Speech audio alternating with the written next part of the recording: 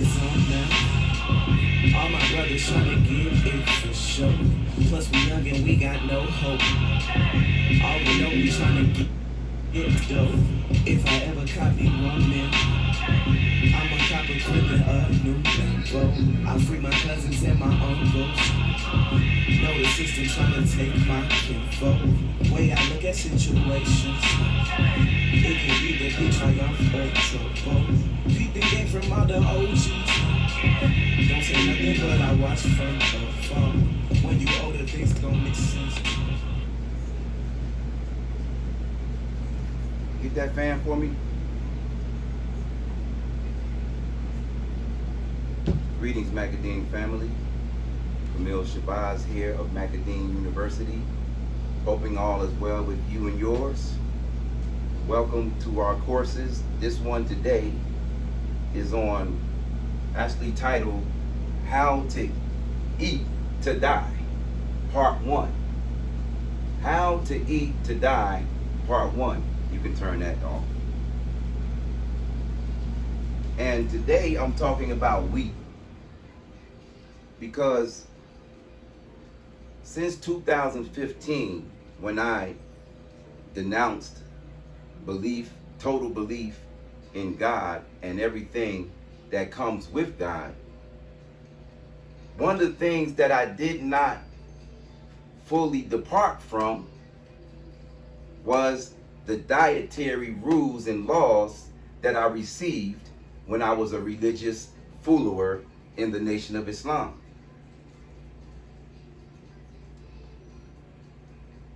When I got home in 2017, and even prior to that, when I was away, I did much working out.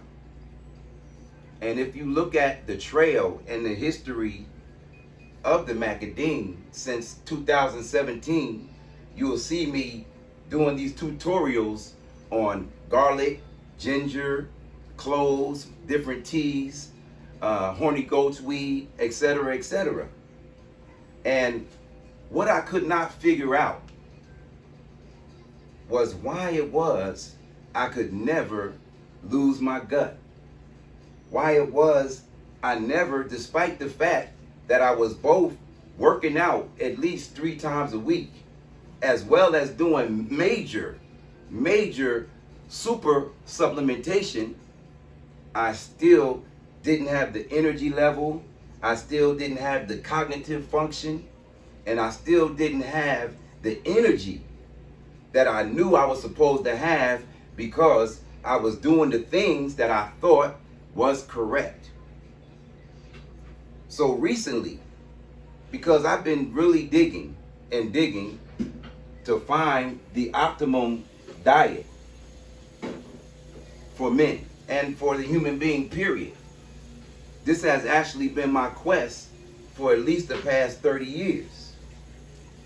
So when I denounced God and everything, or so I thought, everything related to God, I hadn't really done it.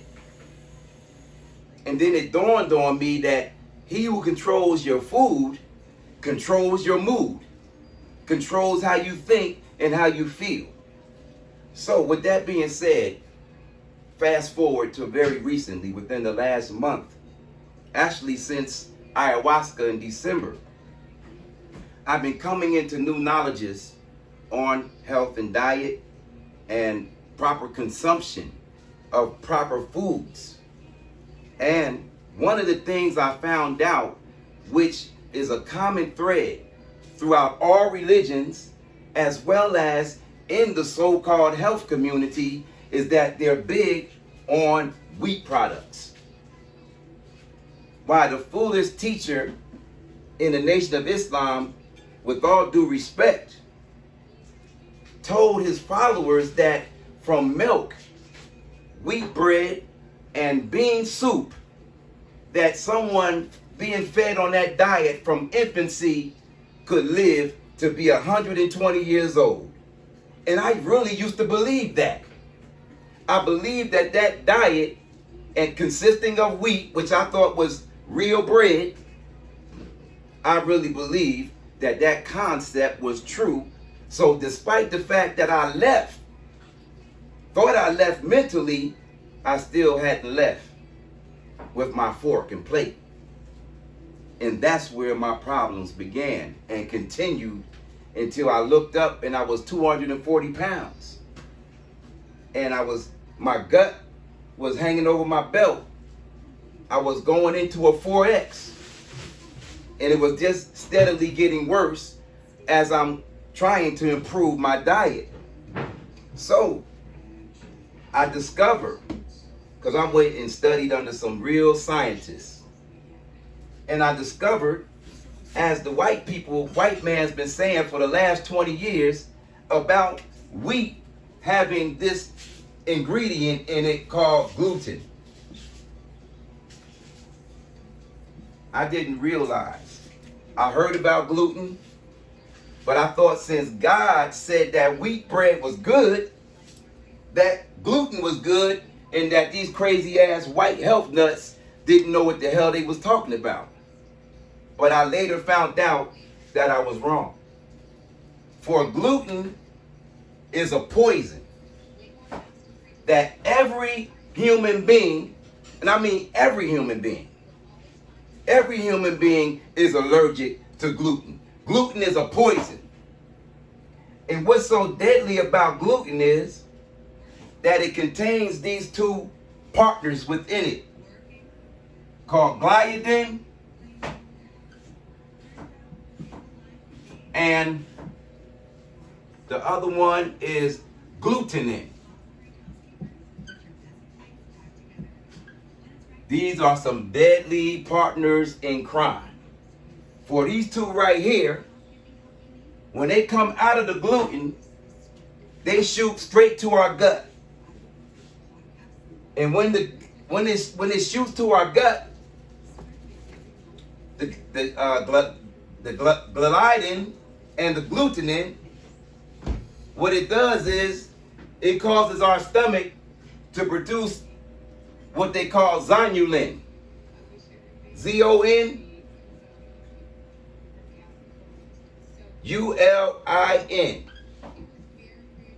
Zonulin.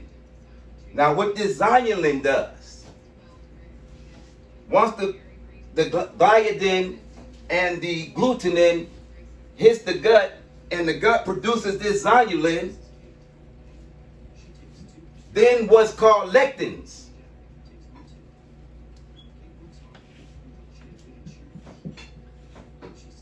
Lectins are released along with the zonulin.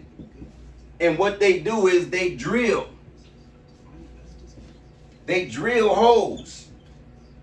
The zonulin releases drills into the stomach, into the intestines, and it wears away until it creates holes, causing what they call celiac disease.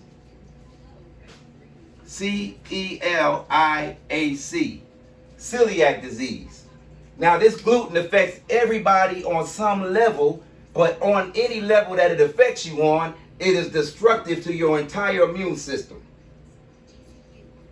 So these lectins, it may take years for this to go through your gut, but in between time, the wheat, in addition to the gluten, in addition to the gliadin and the glutenin and the zonulin and the lectins, it also has in it what they call phytates.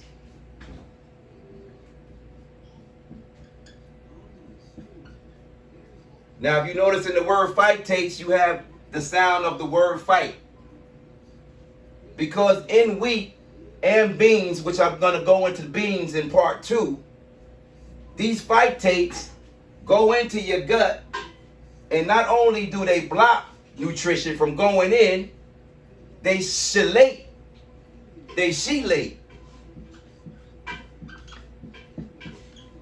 or remove from your body very important minerals, mainly the minerals of potassium, calcium, zinc, and manganese, magnesium. These key, what you call micronutrients, are of vital importance to masculine health. With all these things going on in your body from wheat, if you fed a child wheat bread from 1 to 12 years old, much less 1 years old to 20 years old, you will create a diseased individual suffering from at least type 2 diabetes. But in addition to that, all of his reserves of all of these major vitamins, the potassium, which is for the heart, the calcium, which covers and carries and deals with over 600 functions in the body, zinc is the super vitamin for man. Without zinc, that's like Superman not having his S on his chest. We need zinc. So these are chelators. They remove the nutrients out of the food, and at the same time, they cause and wreak havoc on your body. And what's even worse about wheat bread is that wheat also produces something called endorphin 5, which actually tricks the brain into producing prolactin, which is something that allows women to produce milk. This is what causes what they call man boobs or gynecomastia in men, because your nutrients are being blocked and then prolactin is being uploaded. So with that being done, it actually turns you into a female by destroying your testosterone reserves, by removing the zinc and the magnesium and the calcium. All of these allow your reproductive system to work at an optimum. Without them, you go into what is called impotence, which is why 50% of America is now in need of Viagra and all these other sexual assistant apparatuses. So wheat is definitely something that, and actually no bread, not no damn potato bread. All the breads are poisoned, and most of them contain at least 35 chemicals in them to preserve them and at the same time kill you and I. So if you want to eat to live instead of eating to die, I urge you to not mess with wheat or any of its associates or any bread of any kind. Thank you for listening to Macadine University, and we'll be back with more enlightening information later. Hopefully everything works out with you, for you, and your life. Peace.